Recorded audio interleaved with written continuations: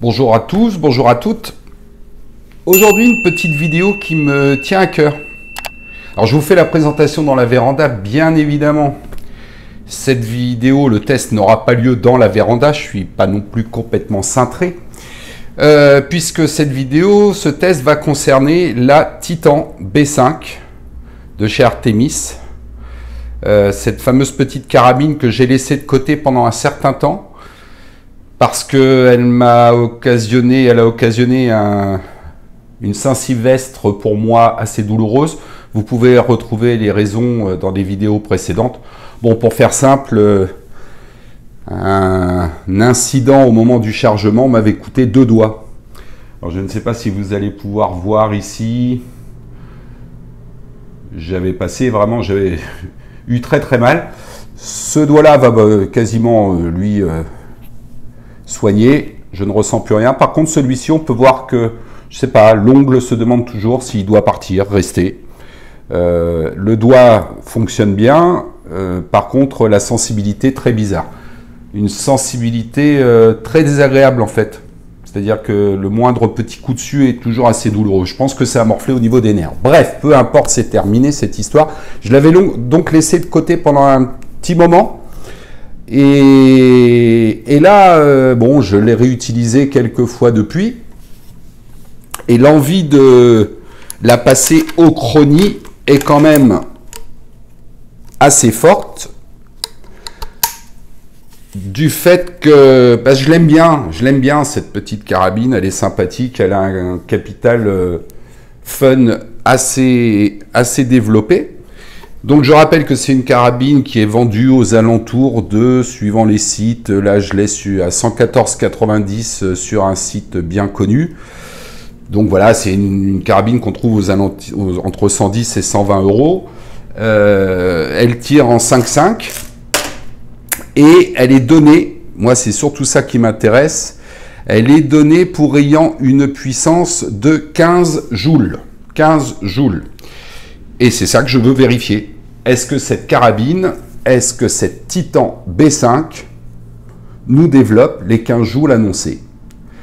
Voilà l'objet du test qui va se passer côté obscur de la maison, dans le garage, dans des conditions de sécurité pour du tir au plomb bien plus conforme à ma véranda. On va se retrouver, je vais tout installer de l'autre côté. Pour vous, ça va se passer très vite.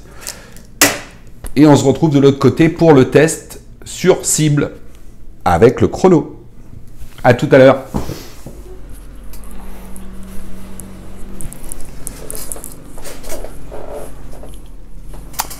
Nous voici arrivés dans l'arrière-cuisine, autrement appelé caboin. Tout est alors protégé là-bas. Vous n'aurez pas une image sur la cible parce que je suis obligé de limiter la lumière autre que les lumières artificielles pour que le chrony accepte de fonctionner. Je vous ai mis ici une caméra qui filme sur ma gauche, qui va filmer l'écran. J'espère que ça va être suffisamment visible. De toute façon, je ferai comme d'habitude un récapitulatif à la fin de toutes les valeurs. On va commencer avec les Gamo Pro Magnum. Donc on est sur du calibre 5,5 et ils font 1 gramme les Pro Magnum. Alors on y va. Premier shoot. Donc comme je vous disais, vous ne verrez pas la cible. Je vous ferai éventuellement une petite vue sur la dite cible à la fin. Le but c'est surtout de mesurer les puissances annoncées. Enfin les puissances obtenues du moins. Alors on y va, premier shoot. Je vais faire ça rapidement. J'obtiens un 155. 155. Deuxième plomb identique, toujours le Gamo Pro Magnum d'1 gramme. Calibre 5,5, je répète.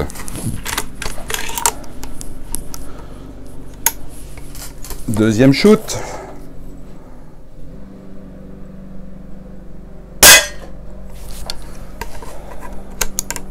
Et 152. Et pour le troisième shoot avec les Gamo toujours,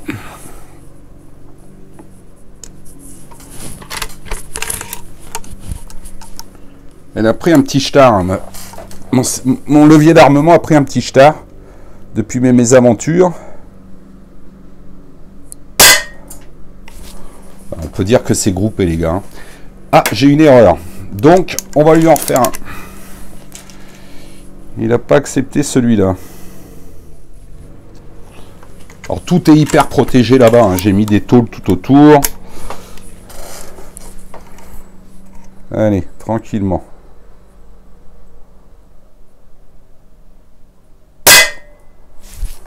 On a un 155.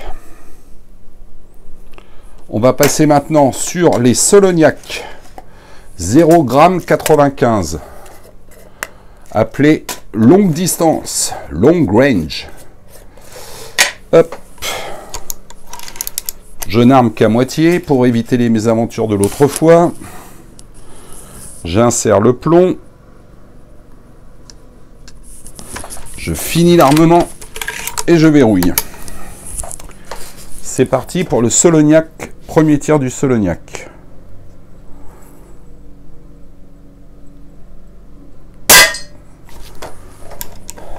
Alors j'ai pas réglé l'organe de visée qui est ici, je fais ça juste pour les mesures, 153 d'ailleurs pour le premier Solognac, 153.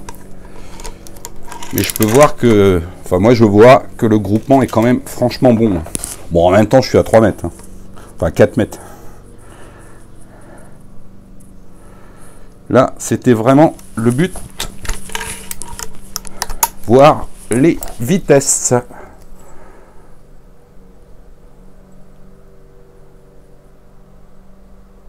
Deuxième Solognac.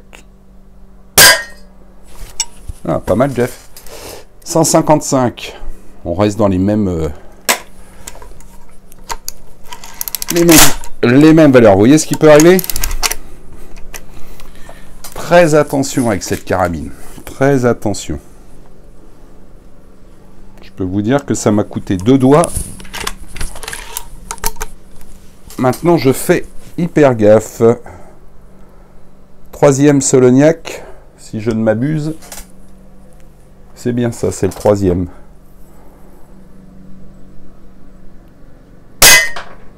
Et voilà qui est fait. Pour une vitesse de 134. Faiblard le dernier. Voilà pour cette petite Artemis Titan B5. Je procède aux conversions des vitesses mètres secondes en joules. Et on se retrouve pour la conclusion. A tout de suite. Alors, avant de passer aux résultats chiffrés, je vous fais voir quand même une vue de la cible. On a donc tiré 2 sortes de plomb, 3 coups, donc il y avait 6 coups, plus 1 ou 2 de test. Voilà le groupement qu'on est capable d'obtenir avec cette petite carabine. J'étais à, oui, 4 mètres. 4 mètres. Bon, c'est rien du tout. Mais vous voyez, c'est quand même groupé, sachant que j'avais pas du tout pris le temps de régler les organes de visée. Résultat maintenant des tests, les chiffres. On est beaucoup plus à l'étroit que dans la jolie véranda. Mais peu importe, on va s'en sortir. Alors les résultats. Pour info, comme je l'ai dit au début, cette carabine Artemis Titan B5 est donnée pour une puissance de 15 joules. Dites-le moi si je me trompe, mais il me semble que c'est ce qu'on a vu au tout début. Ben moi, voilà les résultats que j'obtiens. Avec les Gamo Pro Magnum, j'ai effectué 3 tirs. Au premier tir, je suis à 155 mètres secondes. 152 et 155. Si je convertis ça en joules, j'obtiens 12, 11,5, 12. Une moyenne des 3 tirs me donne 11,83 joules. Avec les Solognac, longue distance, long range, en mètres secondes, 153 au premier, 155 au second et 134. Là, il y a un petit souci et c'est relou parce que ça nous fait plonger la moyenne. Bref, 11 joules 41, 8 joules et demi, une moyenne de 10,34 sur les 3 joules. Même si on considère que ce tir-là a peut-être foiré, il y a eu quelque chose, en restant sur une base de 11 joules, on peut voir que dans tous les cas de figure, on obtient du 11 joules. Ah, mes petites lampes qui s'éteignent les unes après les autres, que se passe-t-il? Mais que feu de meule. Il y a un petit tempo temporisateur, il me semble, sur ces lampes. On va les relancer. Allez les filles, voilà, merci. Laissez-moi finir avec un petit peu de lumière. Donc je disais, une moyenne globale, on est sur du 11,5, 12 joules.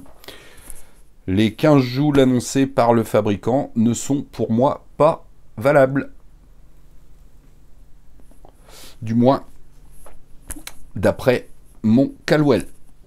Alors, toujours pareil, est-ce que le Caldwell, dans cet environnement, avec mon petit système de bidouille de lampe, certes, il ne m'affiche plus de message d'erreur, je peux m'en servir en intérieur,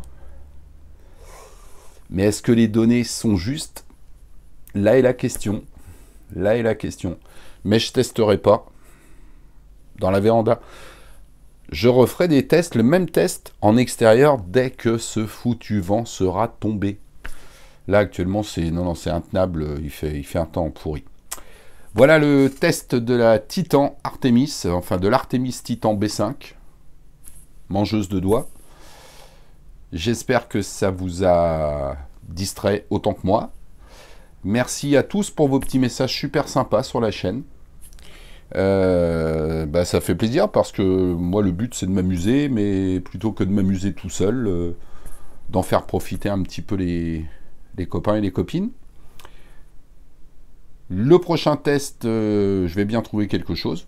On va peut-être se refaire un petit peu de pinking, de je te dégomme un petit peu tout, mais dans le garage extérieur. Dans ce cas-là, avec environ 7-8 mètres de distance pour pouvoir tirer. Je vous souhaite à tous une bonne fin de journée. Moi, je réattaque la semaine demain, ça y est. Donc, pleine balle jusqu'au week-end prochain. Et le week-end prochain, je vous proposerai un autre petit divertissement. En attendant, n'oubliez pas que la Bretagne vous salue. À très bientôt. Tchuss.